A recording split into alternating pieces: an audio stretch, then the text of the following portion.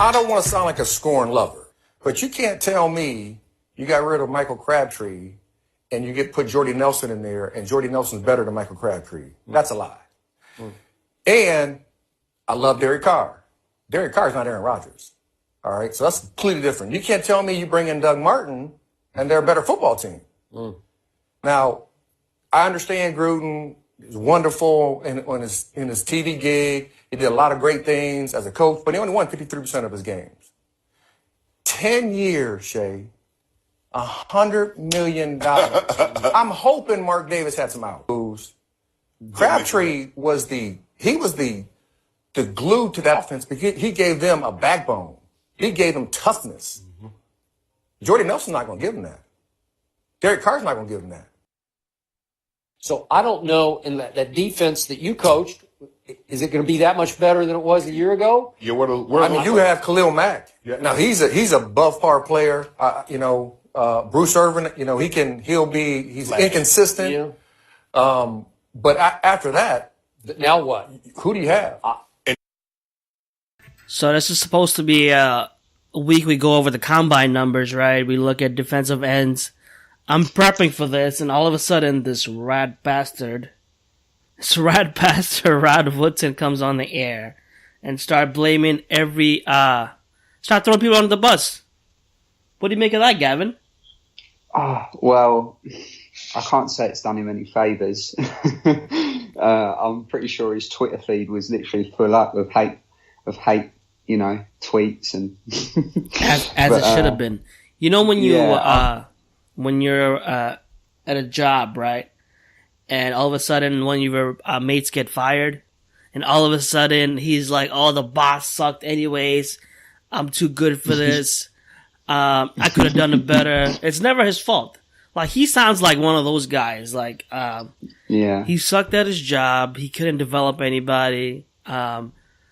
And then when they fire him, he comes in like, "I don't want to seem like a thin guy, blah, blah, blah, blah, blah. This is what happened." Where were you?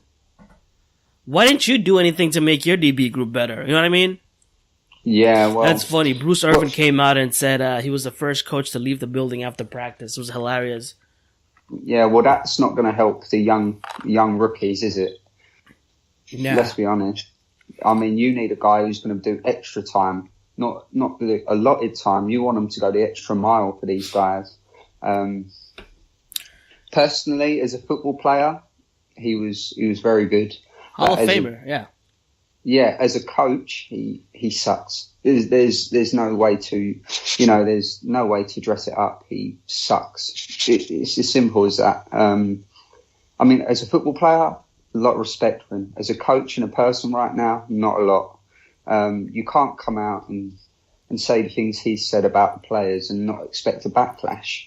He knew this was going to get aired. So is he doing it for attention, or is he doing it because he actually truly believes in what he said? This guy wants to show. I read somewhere that he came out because he wants to show. He wants to be a co-host in Undisputed or something with Shannon Sharp and Michaels. What's his name? Whatever, it doesn't matter. So he's trying to give a hot take. You give hot takes, you get airtime. Look how much airtime he's getting. Talking crap about the Raiders. So that's why he's doing it. Yeah. But he's going to be hated. Listen, he doesn't care. He's not a Raider anyway. He's a Steeler. I don't know if you remember. He's never a Raider. He played a little bit, but he was mostly a Steeler his entire career. He was a Pittsburgh Steeler. Did he play for the Packers as well? I don't know. I think he played a little bit for San Francisco, but I don't know. He played for us, and he played for the Steelers most of his career. Yeah. So, well, his allegiance isn't really with us then, is it? And he came out and said Khalil Mack was a above par player. If that's not hating, what is it? What is he smoking? Sorry, but what is he smoking? Because, let's be honest, Mack has been a Defensive Player of the Year. He's been an All-Pro in 2 positions. I mean, he must be a really, really good subpar player. He said above par. He said Michael Crabtree gives him toughness. When did Michael Crabtree... He was clutch. He wasn't tough. He got his chain pulled off. He did what was right? He backed off. He did what was right, but he didn't go after him. He wasn't tough. What brings toughness? The O-line, Kelechi Osemele, Rodney Hudson, Gabe Jackson brings toughness. Marshawn Lynch brings toughness. Derek Carr, he said Derek Carr's not going to bring toughness, saying Derek Carr's not tough. Derek Carr played with 3 broken bones in his back. If that's not tough, I don't know what tough is. And this guy comes out and said, and Jordy Nelson said Jordy Nelson's not going to bring toughness like Michael Crabtree did. So he's obviously hating. He's either hating and bitter because he got fired, or he wants the TV spot. Whatever it is, man, there's only room for one Woodson in Raider Nation, and that's Charles Woodson. Charles Woodson. Big shout out to that man. Then, if I thought it couldn't get any worse, I wake up. I had a nice Friday afternoon, man. I go to sleep. I want to have a nice weekend. I wake up, I grab my phone, I see a tweet from Ian Rappaport. Guess who the Raiders re-signed? Reggie motherflippin' Nelson. Oh, yep. I know, man. I see it flash up on my phone as well, and I was like,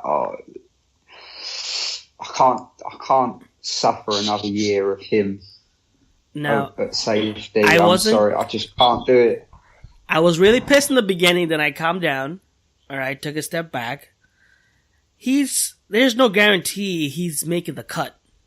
You know what I mean? Yeah, there's no guarantee he makes the final roster. Yeah, but they do like him though. That's the problem. They like it. You know what? If you put him in the right place, every time he got beat, he was. Let's look at it objectively. Every time he got beat, he was the free safety in a cover 1, and he doesn't have the speed. Every time he excelled he was lined up in the box, as a strong safety when he came down to the box. Run support, is a smart player, so he knew. He didn't have to guess a lot of times, like when he was playing free safety. And you don't need that much speed to, fill the hole in the run support. So he did that really well. I think the best he'll do is, if he makes the team, he'll be a backup strong safety. You know what I mean? Yeah, I know what you mean. And it's another insurance policy. What if Obi Melifonwu was not ready to go for whatever reason? Yeah, I'm looking at the draft though, and I'm thinking we do grab a safety in the draft to compete for that spot. I'm looking for the Raiders to evolve on defense. I feel like Reggie Nelson being on the team would be a step backwards. He's aging. He's not at the top level, in my opinion, anymore to really make that much of a difference for our team. Don't get me wrong. As you said, you can put him in certain positions and stuff, but I don't want that. I want to bring in someone fresh, someone to learn it, someone who's got that energy about him. A 35-year-old, player isn't going to have that energy in my own view that someone in the draft might. Let's look at the depth chart, right? We got Obi Melifonwu, Carl Joseph. Right now, Carl Joseph's the only 100% instant starter. Then you brought in a guy in free agency. What's his name? Gilchrist. Then you have Reggie Nelson and Shalom Luani. All 5 are not making the team. You're going to have 4 guys make the team in the safety spot, right? And there will be competition. You want to bring in competition. You want to see what Reggie Nelson has in the head. Maybe he can transfer some of that knowledge. Yes. See, for me, Shalom Luani hasn't had as much time as he should do, because he is a sort of player for me who has that energy and vibe about him, and he's very mobile as well. His rookie year, he didn't actually see a lot of snaps in comparison to the others, and I was a bit disappointed because there's a lot of hype around him coming into the season, and I don't feel he got a fair crack. He was still learning the system. I'll be a little upset if one of these guys get cut in favor of Reggie Nelson, but I doubt it. You got to have a roster of a 90, in training camp. So Yeah. I'm Yeah, okay well, with it. I'm okay with it. There's going to be cuts, but as long as guys like Shlam Luwani and people like that don't get cut, and Reggie Nelson makes the roster, could you imagine Raider Nation if Reggie Nelson makes the roster and people like Luwani are getting cut? I doubt that'll happen. I mean, Gilchrist can play different roles. He can play a slot role as well. So I can see Gilchrist being counted as a cornerback / safety and keep all of them. But I have a feeling we might draft one late and get rid of Reggie Nelson. Yeah, well, obviously the dream move is someone like Minka Fitzpatrick or Derwin James to come in. I think that would literally spell the end for Reggie Nelson, personally. Yeah, even a fifth rounder would spell an end for him because his upside's gone. It's all downhill from here. Yeah, pretty much. I mean, it runs like, he's playing a high school football game, so. Yeah. He's got to lose some weight, too. He looks a little fat coming out. Yeah? Are you just picking at things now?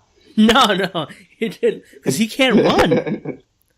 I know. Did you see someone, I can't remember the name of the person on Twitter now, but they actually put a photo of Reggie Nelson with like Predator mask on. Yeah, that was pretty funny. It's because of his dreads, right? He has nice dreads. I know. It just made me laugh when I see that. Yo, so today's episode, we started the draft talks, right? So we want to go into the defensive ends this week and round out the defensive line with defensive tackles next week. So we did some scouting for you guys, Raider Nation, see who fits our system, who goes to what round. Because one thing I've learned, the more I learn about football, the more I realize that all that draft experts, I think a lot of them don't watch tape. They watch half a game and move on.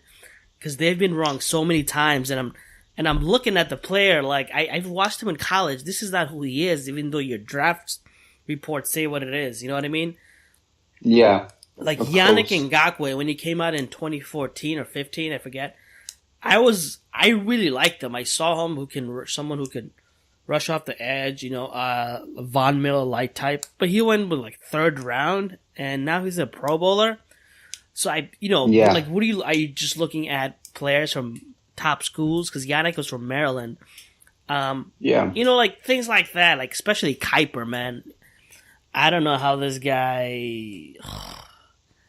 I think he did some good work back in his career. Now he's taking it easy a little bit. The best thing to do is look at the players for yourself. People who do this for a living, or just So we did that, right? So we looked at we looked at tape. We looked at profiles. Basically, the stuff you should really look at. So these are the players we studied, right? Sorry, go ahead. Sorry, I was just going to say another interesting point is you mentioned Maryland as a school. There's actually a guy in this draft who comes from Maryland, and I'm actually quite high on him, J.C. Jackson, a corner. Okay. I think he could be very good value in later rounds. He's definitely one to keep an eye out for. All right, so the defensive ends we want to talk about today. Quickly, Bradley Chubb, Marcus Davenport, Dorrance Armstrong, Sam Hubbard, Chad Thomas, Kyle Fitz, Justin Lawler, Duke Ejiofor, and Harold Landry. I think I got all that right. Yeah, Rasheen Green as well. Rasheen Green, yeah. So before we did that, what I did was I looked at all the big, the best 4-3 defensive ends in the league right now, right? And I looked at the combine numbers that matter for these defensive ends.